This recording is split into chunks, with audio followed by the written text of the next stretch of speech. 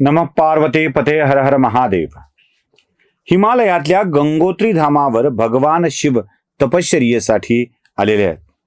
हिमालयाला कोण आनंद झालाय की आता प्रत्यक्ष शिव आपल्या इथे तपश्चर्या करणार आहेत. खर तर हिमालयाला यावेळी नारदाने केलेल्या भविष्यवाणीची आठवण झाली आहे. नारदानी काय भविष्यवाणी केली होती? एक भणंग, एक योगी, सर्वांगाला भस्म लावलेला तुझ्या मुलीचा पती होईल आणि शिव यासाठी लायक आहेत असं त्याला वाटू लागलंय. शिवच आहेत ते जे माझ्या मुलीसोबत लग्न करणार आहेत. शिव तपश्चर्येला गंगोत्री धामावर आल्यानंतर पर्वतराज हिमालय तिथे घेत आहेत आणि म्हणतायत की मी आपली सेवा करतो. ते म्हणाले सेवा हीच की कोणीही माझ्या तपश्चर्येमध्ये विघ्न आणायचं नाही, कोणीही मला अडचण करायची नाही. ते म्हणलं तर आपली आज्ञा, मी इथे स्वतः जातीने लक्ष घालीन. माझी अजून एक विनंती आहे. ती विनंती म्हणजे माझी कन्या पार्वती ही आपली परमभक्त आहे.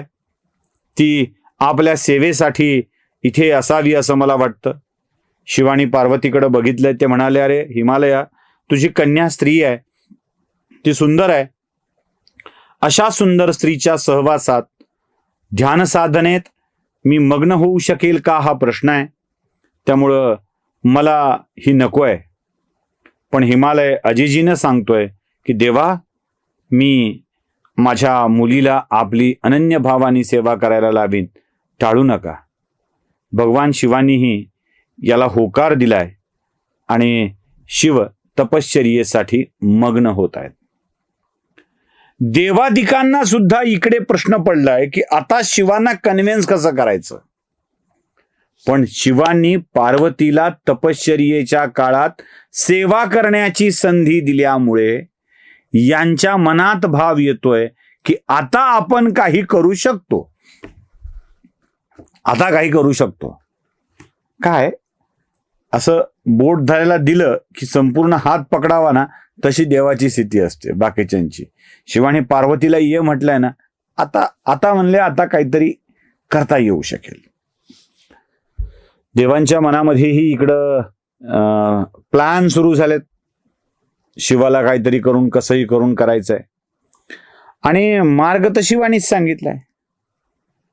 पार्वती आलेली आहे आणि ते म्हणाले होते की इथे कामदेवाचाही निवास होईल. भगवान शिव तपश्चर्येमध्ये लीन झाल्यानंतर रोज भगवान शिवाच्या आजूबाजूला वातावरण प्रफुल्लित ठेवणे, फुले आणून त्यांची पूजा करणे आणि जेव्हा शिवाचे सर्वांगावर घाम येईल किंवा ते स्नान करणार नाहीत अशा वेळी गरम पाणी करून ओल्या कपड्याने त्यांचं अंग पुसून घेणे, स्वच्छ ठेवणे, शिवाचं शरीर, आजूबाजूचा परिसर स्वच्छ ठेवून प्रसन्न ठेवणे, फुलांनी आच्छादित ठेवणे, हे सगळी कामं पार्वती करू लागली होती. आता पार्वती शिवाच्या आत्यंतिक जवळ जाऊन काम करते आहे, सेवा करते आहे, हे लक्षात आल्यावर देवानी कामदेवाच्याकडे एक जबाबदारी सोपवली. ते म्हणले, कामदेवा, आता आपला रोल सुरू होतो. ते म्हणलं, काय? आणि आता चमत्कार दाखवावा लागला. म्हणजे तुम्ही इथे काम केल्याशिवाय नाही भागायचं. कामदेव म्हणले, अहो कशाला मला संकटात टाकताय? ते म्हणले, अरे बाबा, जीव संकटात गेला पाहिजे, तू केलं पाहिजे. कशासाठी? जगाच्या कल्याणासाठी केलं पाहिजे. काय जगाचं कल्याण? तारकासुर दैत्य मातलेला आहे. तारकासुराला ब्रह्मदेवानी वरदान दिलंय की शिवपुत्रापासूनच तुझा मृत्यू होईल. शिवपुत्रापासून मृत्यू घडवायचा असेल तर शिवाला पुत्र झाला पाहिजे. शिवाला पुत्र व्हायचा असेल तर शिवाचं लग्न झालं पाहिजे. शिवाचं लग्न व्हायचं असेल तर शिवाच्या मनामध्ये एखाद्या स्त्रीविषयी आसक्ती निर्माण व्हायला पाहिजे.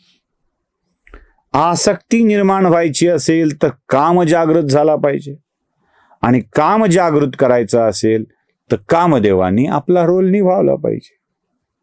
ते म्हणले हे सोपं आहे का?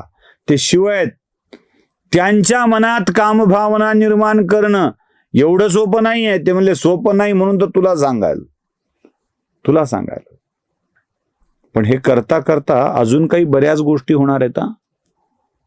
म्हणजे ब्रह्मदेव उगाच वरदान देतात म्हणजे लोक पुन्हा म्हणतील सगळं हे लफडच झालं नसतं ना. ब्रह्मदेवानी तारकासुराला शिवपुत्राच्या हातून तुझं मृत्यू येईल हा वरच दिला नसता तर भागला असतं ना काम, तानच मिटला असता.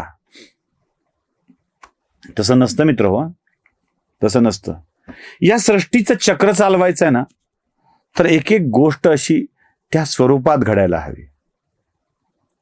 हवी. रावणाला मारायचं होतं म्हणून रामचंद्रांना वनवास झाला. रामचंद्र अयोध्येपासून लंकेपर्यंत उगाच चालत गेले नसते. कारण हवं म्हणून पंचवटीतून रावणाला सीतेचं हरण करावं लागलं. मग ते सगळी कैकेयीचा वरदान, दशरथानं कैकेयीला दिलेलं वरदान, मग ते ऐन वेळेला मागून घेणं, हे सगळे त्या घटनेच्या ठरलेल्या विषयाचे पात्र आहेत. त्यामुळे असं नसतं विचारायचं की ब्रह्मदेवानी केलं नसतं. तर ब्रह्मदेवानी ते वरदान दिलं कारण शिवाला पुत्र व्हावा, शिवाचा पार्वती सोबत विवाह व्हावा, आदिमाया आदिशक्ती शिवाची कायम पत्नी व्हावी आणि त्यापासून झालेल्या पुत्रांनी तारकासुराला मारावं. ही सृष्टीच्या संचालनासाठीची व्यवस्था असते. तसं वरदान दिलं नसतं तर शिवानं पुत्र जन्मालाच घातला नसता. काय गरज होती? सृष्टीचं संचालन झालं पाहिजे, त्यात कामदेवाला एंटर करायचं आहे. शिव कामदेवावर चिडणार आहेत, त्या रागातून काहीतरी भयंकर घडणार आहे आणि त्या भयंकरातूनही अजून काही चांगलं घडणार आहे, ते वेगळ्या ठिकाणी घडणार आहे. हे सगळं असं चालावं लागतं बाबा, चालावंच लागतं. एकात एक गुंफलेल्या गोष्टी आहेत. याचं कारण ते आहे, त्याचं कारण ते आहे, त्याच्यामुळं ते घडलंय, त्याच्यामुळं ते घडलंय. त्यामुळं तुटक आपली अडचण काय माहितीये का? आपण कथा वेगवेगळ्या स्वरूपातल्या तुटक ऐकतो आणि मग हे असं का केलं होतं असा प्रश्न हजारो वर्षानंतर आपल्या मनात पडतो. त्याची कारणं वेगळी आहेत. तारकासुराला दिलेला वध शिवविवाहाचं कारण ठरलाय. बरं, शिवविवाहाचं कारण ठरलाय. त्याला मारायचंय म्हणून तरी पोरग जन्माला घालावं लागेल आणि पोराचा जन्म व्हायचा आहे तर विवाह करावा लागेल. शिव पार्वती विवाह हा एक शिवाचा सुंदर पोरीसोबत विवाह करण्यासाठी घातलेला घाट नव्हे. पार्वती म्हणजे मॅरेज मटेरियल होत्या म्हणून शिवासोबत लग्न केलं पाहिजे असं आजकालचं ते नव्हे. यात वेगळी तंत्र आहेत, वेगळी गणित आहेत आणि या गणितावर सृष्टीचं संचालन ठरणार आहे. कामदेवावरती जबाबदारी दिली आहे. कामदेवाला सांगितलंय की आपण जा, तिथे पार्वती आहे. महादेवाच्या मनात सुद्धा पार्वतीच्या विषयीच्या त्याच भावना आहेत. संधी आहे. काय म्हणाले ते हिमालयाला? अरे बाबा तू सेवा कर, तुझ्या पोरीला नको, कारण तुझी पोरगी तरुण आहे, सुंदर आहे, कमनीय आहे. तिच्या इथल्या अस्तित्वाने माझ्या साधनेत विघ्न येऊ शकतं. महादेव म्हणालेत. ते म्हणले ही फट आहे. महादेवाच्या मनात पार्वतीच्या विषयीच्या भावनाच वेगळ्या आहेत. आता महादेव असं कुणालाही म्हणतील तुझी पोरगी सुंदर आहे, कमनीय आहे, देखणी आहे, माझ्या तपस्येत विघ्न आणू शकते, असं होईल? सगळ्यालाच म्हणणार नाहीत. ते पार्वतीला म्हणालेत. मग ब्रह्मदेव कामदेवाला सांगतायत कामदेवा संधी आहे, संधी आहे. मग काय म्हणले? दाखवा आपला प्रताप. जगाच्या कल्याणासाठी शिवाच्या तपश्चर्येत भंग व्हावा यासाठीचे प्रयत्न चालले आहेत आणि ती जबाबदारी कामदेवावरती दिलेली आहे. तिकडे पार्वती शिवाची सेवा करते आहे, तप करते आहे आणि शिवाच्या प्राप्तीसाठीच तिची आराधना चाललेली आहे. तपश्चर्येत मग्न असलेल्या शिवाच्या देहाला ओल्या कपड्यांनी गरम पाण्याने करून त्याला पुसून घ्यावं, आजूबाजूचा परिसर मंगल असावा, पुष्प असावीत, सुशोभित असावं, सुगंधित असावं, यासाठी पार्वती प्रयत्न करते आहे. सुंदर, कमनीय, जिचं शिवानी वर्णन केलंय, अशी पार्वती शिवाची सेवा करत असताना मदनाने डाव टाकला आहे, कारण त्याच्यावरती देवानी जबाबदारी दिलेली आहे. मदनाने डाव टाकलाय आणि मदन शिवाच्या देहात प्रवेश करतोय. आजूबाजूला वावरणारी सुंदर पार्वती आणि महादेवाच्या शरीरात शिरलेला मदन यानं आपली कमाल दाखवायला सुरुवात केली आहे आणि शिवानी आपले नेत्र उघडलेले आहेत. मदनाच्या प्रभावाने त्या सुंदर पार्वतीला बघून शिवाच्या मनातही कामभावना जागी होते आहे आणि ते पार्वतीकडं त्या नजरेनं बघू लागलेले आहेत. तेवढ्यात शिवांना जाणीव होतीये की काहीतरी गडबड आहे. हे सगळं सुंदर वातावरण सुगंधित झालंय, मनातल्या कामभावना जाग्या करणाऱ्या झालाय. आपल्या समोर सेवा करण्यासाठी पार्वती आहे, ती सुंदर आहे, तिचा स्वीकार आपल्याला करावा वाटतोय. याचा अर्थ आपल्यावर मदनाचा प्रभाव होऊ लागलाय, कामदेवाचा प्रभाव होऊ लागलाय. शिवानी पुन्हा एकदा आपले डोळे मिटले आणि कामदेवाचं अस्तित्व आपल्या आजूबाजूला बघितलं. आता मात्र शिवांचा प्रचंड क्रोध वाढलाय, प्रचंड क्रोध. आणि ते संतापलेल्या भरात बघतायत आणि कामदेवाला म्हणतायत, कामदेवा, तुला फारच गर्व चढलाय ना, तू मलाही कामभावना जागी करू शकतोस असं तुला वाटतंय ना. प्रत्यक्ष शिवाचा क्रोध बघून कामदेव लटलट लटलट लटलट कापू लागलाय.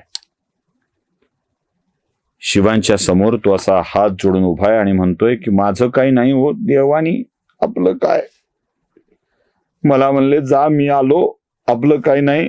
ते असतं ना चोरी पकडल्यावर, मी नाही, तसं कामदेव बिचारा हात जोडून मी नाही म्हणू लागलाय. पण आपल्या मनात साधना भंग करून कामदेवाने मदन बाण टाकला आहे, हे महादेवांना सहनच झालं नाही. महादेवानी आपला तिसरा नेत्र उघडलाय आणि त्यातून प्रचंड ज्वाळा निघू लागल्यात.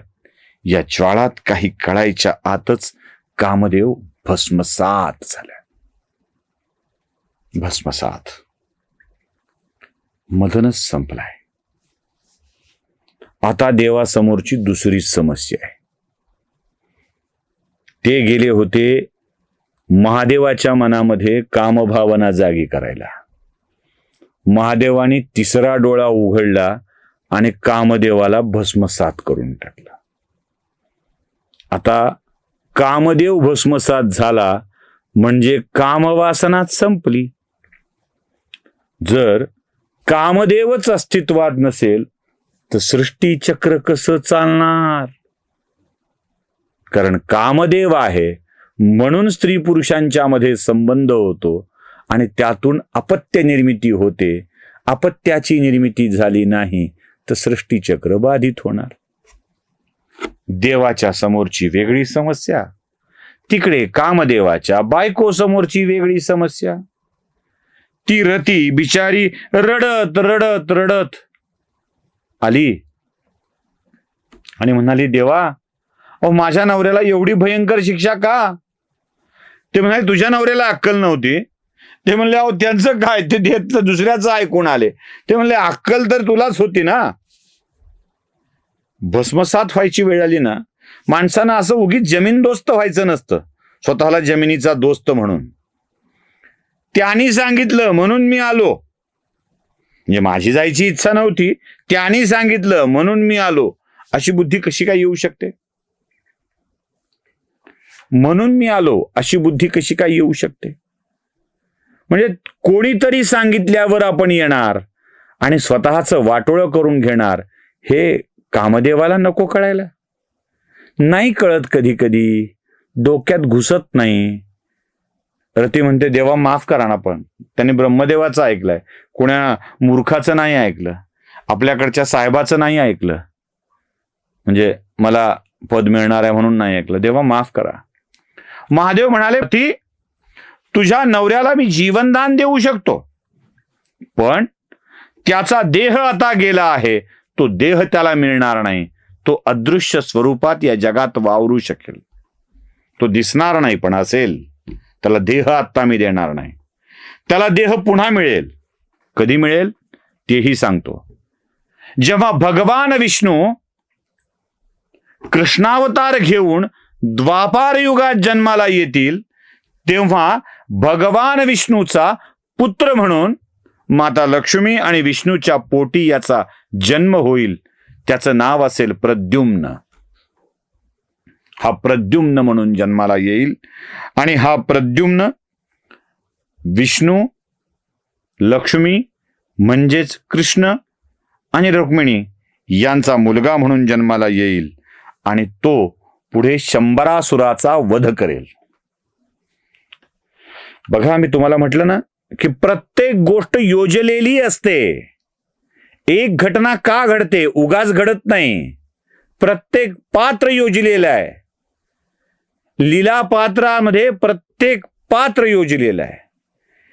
शिवाच्या पुत्राच्या हातूनच मृत्यू व्हावा हा आशीर्वाद देताना पार्वती आणि शिवविवाह होणार आहे हे योजलेलं आहे. यामध्ये अजून एक लीला आहे. कामदेवाचा मृत्यू आहे, तो प्रद्युम्नाच्या रूपात येणार आहे आणि शंबरासुराचा वध करणार आहे, हेही ठरलेलं आहे. आणि ज्या दिवशी तो प्रद्युम्न जन्माला येईल त्या दिवशी तुझा नवरा तुला पूर्ववत प्राप्त होईल हा आशीर्वाद दिल्यानंतर रती समाधानी होते आहे आणि आपल्या नवऱ्याला, न दिसणाऱ्या नवऱ्याला जिवंत करून घेऊन परत जाते आहे. आणि महादेव, संतापलेले महादेव पार्वतीला तिथून दूर करतात. समस्या कायम आहे. पार्वतीचं लग्न महादेवासोबत कसं होईल याची. ते होईल का की पार्वतीला अजून तपस्या करावी लागेल, अजून काही परीक्षा द्यावी लागेल, ते बघूया पुढच्या भागामध्ये. नमः पार्वती पते हर हर महादेव.